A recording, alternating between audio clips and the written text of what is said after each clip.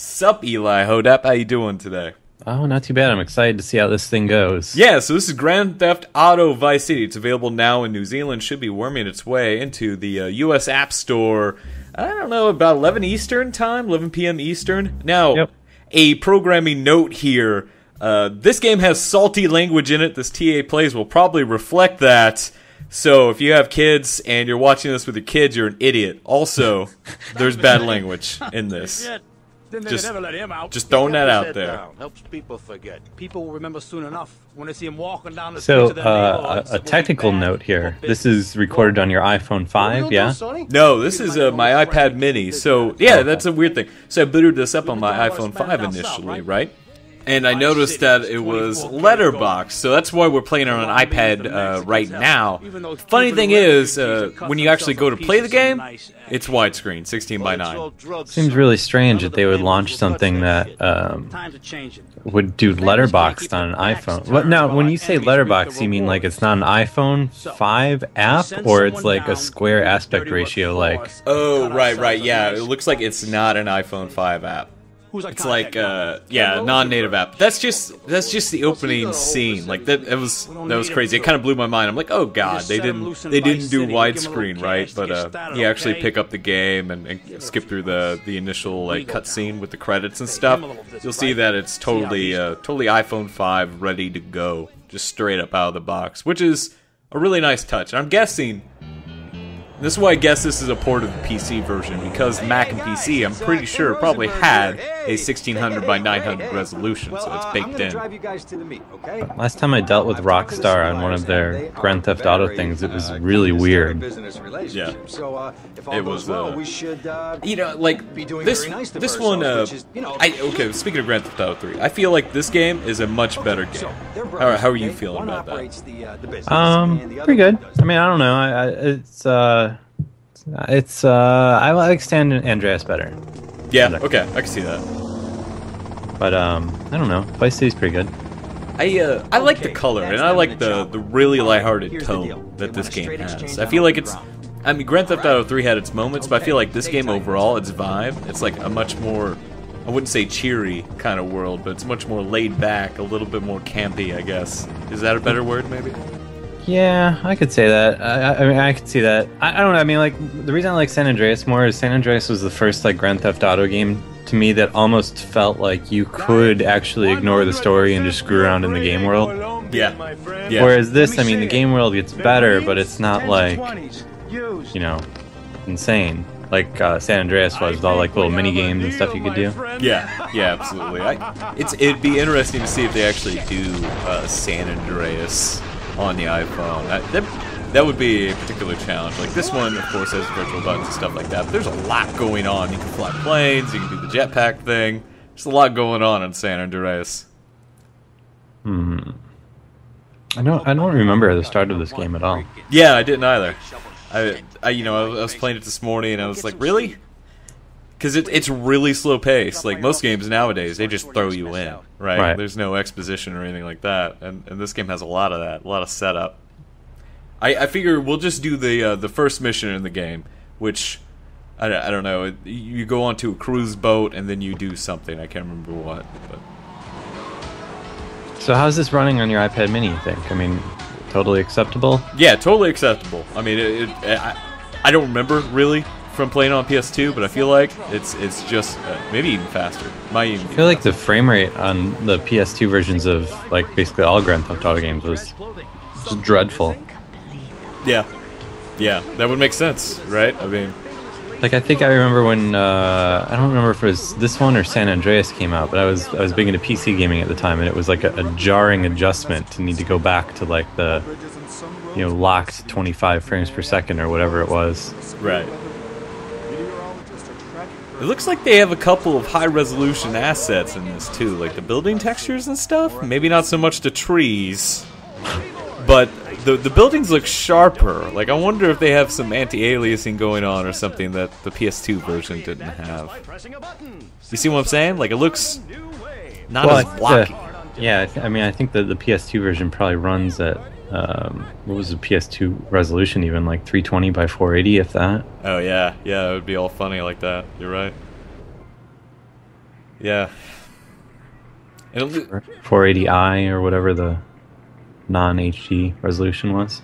And that, I guess that's another thing we should mention. Like, if for some reason you didn't get to play, I think this game was released 2002, something like that. If you didn't play Vice City the first time around and you're interested in this one, you're gonna have to deal with a lot of kind of like archaic systems. Like, you actually have to go physically save in this game, and the missions don't, they don't checkpoint, or at least they don't checkpoint the way you want them to. Yeah, that's exactly the way that previous Grand Theft Auto games have been on the App Store, though. There you go, there you go. So I mean, just buckle up for that. It's fairly obvious these are like pretty direct ports, you know. Right?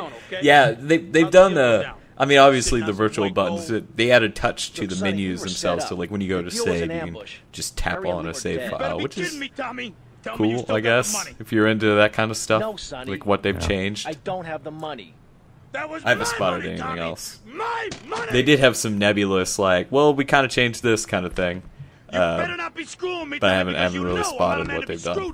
Yeah. A few key features or something like that, they said. I'm gonna get you your money Changed a few and the drugs, features. and I'm gonna Or mail you the added picture of those a few responsible. key I already features. know that. You're not a fool, Tommy, but I warn you. Neither am I. So what are we doing from here? So from here, we need to basically just meet the cast of the game. This is all like the setup. It's like, hey man, I want my money back, and Tommy's like, okay, I'm gonna go get those dudes who took the money.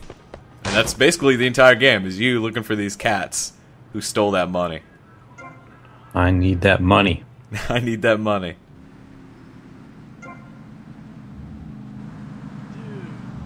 I wish. Nice car selection. Yeah, thanks. I appreciate it. I saw it and I had to get it. I wish this was at night, because this is when this game really shines. Like at night when they have that blur effect on. Yeah. And it's all just like this neon, like kind of like smear as you drive. It's great. Especially down this strip in particular, if I'm remembering correctly. That's just what I love about this game. There's like tons of pinks, tons of whites, tons of like light blues. Brad Nicholson loves his pinks. That's true, man. This game looks remarkably different than every other Grand Theft Auto. Exclusively shops at Pink. Oh yeah.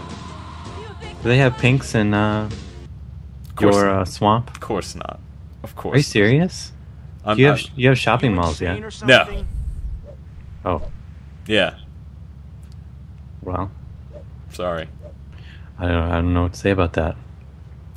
We have a Taco Bell. I haven't had Taco Bell in a really long time. Their meat has carbs in it. Really? Yeah. 'Cause it's got filler. Sitting in this chair all night with the lights off, drinking. I guess that makes sense since, it's Taco Bell. We are Yeah. so screwed, man.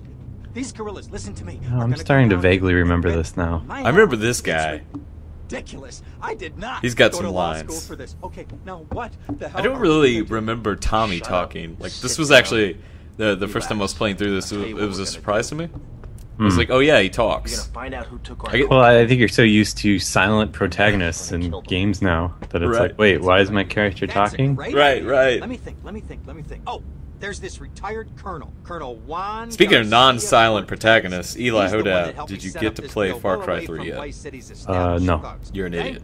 I don't really. I don't He's holding his party don't know. out The in Far Bay Cry with games his haven't done much expensive for me. yacht, and all of Vice City's big players are going to be there. Okay? I have Try not to that e-punch right. you. Are you kidding me? You play Far Cry There's 2? no way that I'm going out there I and think I sticking played my the head out first the door. one. No way, no Okay, way. Far Cry 2 is Shut the up. greatest game Go ever made. myself. Whoa, whoa, Just whoa, heads whoa. up. Hey, I Single like player or 1978 multiplayer? too, Single. but, Well, there's a this multiplayer isn't mode, gonna but it's be a beer terrible. and strippers, Mm. dude. The I mean, single no player offense, is where it's but I at. think that- I don't know. My life's pretty absorbed by They're Black wrong. Ops What's wrong with the way I'm 2 dressed? Hey, look, here, stop these by days. Raphael's.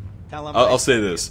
you. Far Cry 2 is magical because it is a first-person shooter that refuses to empower you in any way whatsoever. I think he is. You start the game with malaria, your guns rust, you can't even drive a car without having to look down at a map, like literally while you're driving in real time. Like it's a game that just is just trying to make it as hard as possible to play it, and it's rewarding for that.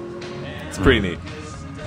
Far Cry 3, on the other hand, kind of gives you a lot of power, but it's still got those open world kind of emergent moments where things catch on fire, animals come out of nowhere. It's pretty cool. Play it. I don't know. Play it. One of these days. Also one of the best looking games I've ever seen. So put that in your pipe. I don't have anything appropriate to play it on. Oh I yeah. guess I could install it on my Windows partition, but Yeah. Well, I hear because all developers are doing funny streaming technologies and stuff now, but I hear it's not so bad on 360. So might be worth it. Maybe a rental. Check out your nearest Redbox, whatever they're called. I have too much stuff on my to-do list.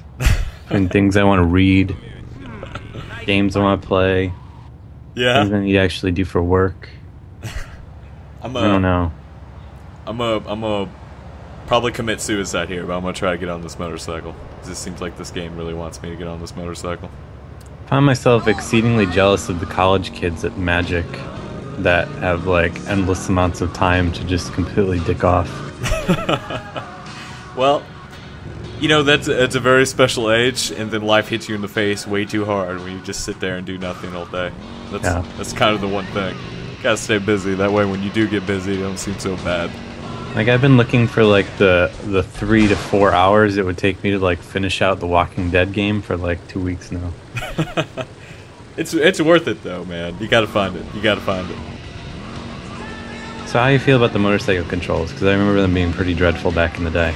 I think Vice City's motorcycles have a little bit more heft, so it's not so bad, especially with this slider pad interface that you're seeing kind of. I guess it's not slider, but the two-direction kind of pad thing.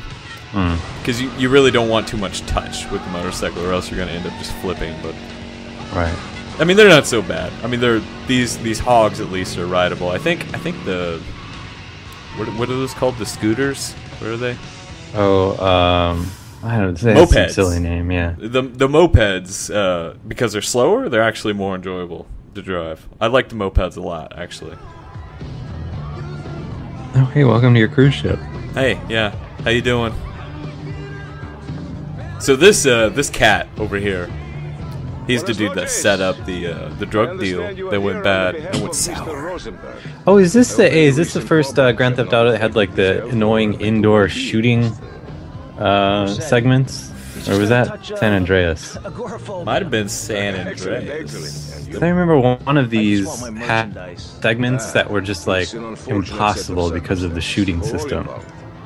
It might be this one too. I don't know. The shooting's always been just terrible in Grand Theft Auto. Like I seem to remember, I'm pretty sure it was San Andreas. There was like this very, very long mission that involved a train with like no checkpointing. That sounds like Grand Theft Auto.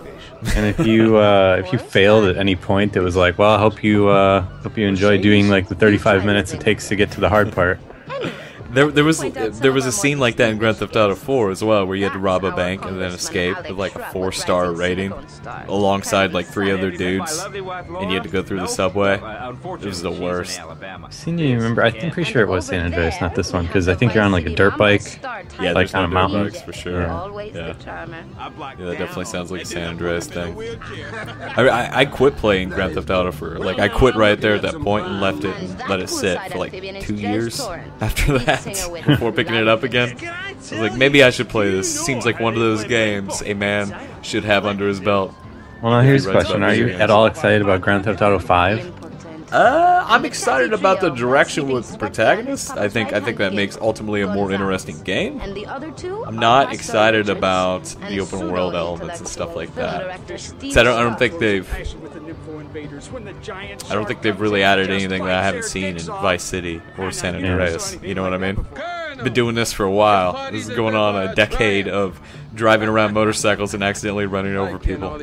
Yeah, I was a little disappointed with Grand Theft Auto 4 in that regard, because it felt like, I mean, whether or not you call it a success for the series, it felt like the same game, but just better graphics. Which, I mean, is that a good sequel? I don't know. It's I mean, it's not even this. It's not an iterative sequel in like a mechanical respect. I mean, people were looking for a Grand Theft Auto on the Xbox 360, and that's exactly what they got. Yeah. So that's I don't know if you call it a failure or a success. Yeah.